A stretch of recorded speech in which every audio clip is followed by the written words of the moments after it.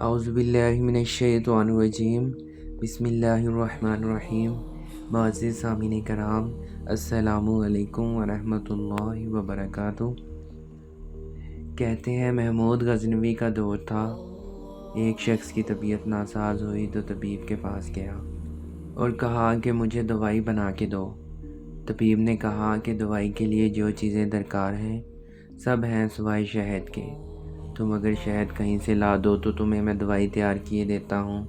اتفاق سے موسم شہد کا نہیں تھا۔ اس شخص نے حکیم سے ایک ڈبہ لیا اور چلا گیا۔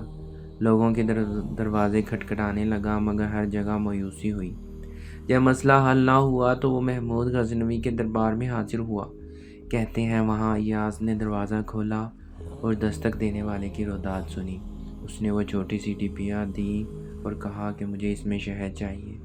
ایاز نے کہا آپ تشریف رکھیے، میں بادشاہ سے پوچھ کے بتاتا ہوں۔ ایاز وہ ڈبی لے کر بادشاہ کے سامنے حاضر ہوا اور عرض کی بادشاہ سلامت، ایک سائل کو شہد کی ضرورت ہے۔ بادشاہ نے وہ ڈبیا لی اور سائیڈ میں رکھ دی۔ ایاز کو کہا کہ 3 بڑے ڈبے شہد کے اٹھا کے اس کو دے دیے جائیں۔ ایاز نے کہا حضور اس کو تو تھوڑی سی چاہیے، آپ 3 ڈبے کیوں دے رہے ہیں؟ بادشاہ نے ایاز سے کہا کہ ایاز وہ مزدور آدمی ہے، اس نے اپنی حیثیت کے مطابق مانگا ہے، ہم بادشاہ ہیں، ہم اپنی حیثیت کے مطابق دیں گے۔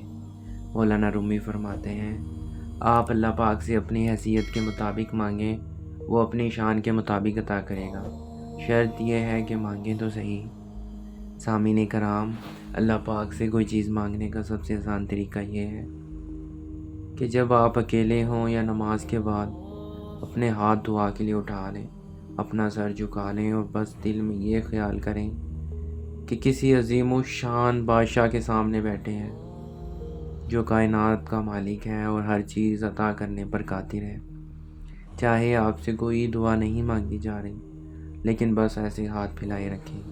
اللہ کو پسند ہے اس کے سامنے ہاتھ پھیلائے رہنا۔ وہ دلوں کے حال جانتا ہے، وہ آپ کی حاجت بنا مانگے بھی پوری کر سکتا ہے، لیکن اس کے سامنے ہاتھ تو پھیلائیں۔ دعا ہے اللہ تعالیٰ آپ کو اور مجھے اپنے در کا سوالی بنائے، ہمیں ہر وہ چیز عنایت فرمائے جو ہمارے حق میں بہتر ہے۔ اللہ تعالیٰ آپ کو اور مجھے ایمان کی بہترین حالت نصیب فرمائے۔ اپنا بہت سا خیال رکھیے گا۔ اجازت دیجیے، خدا حافظ۔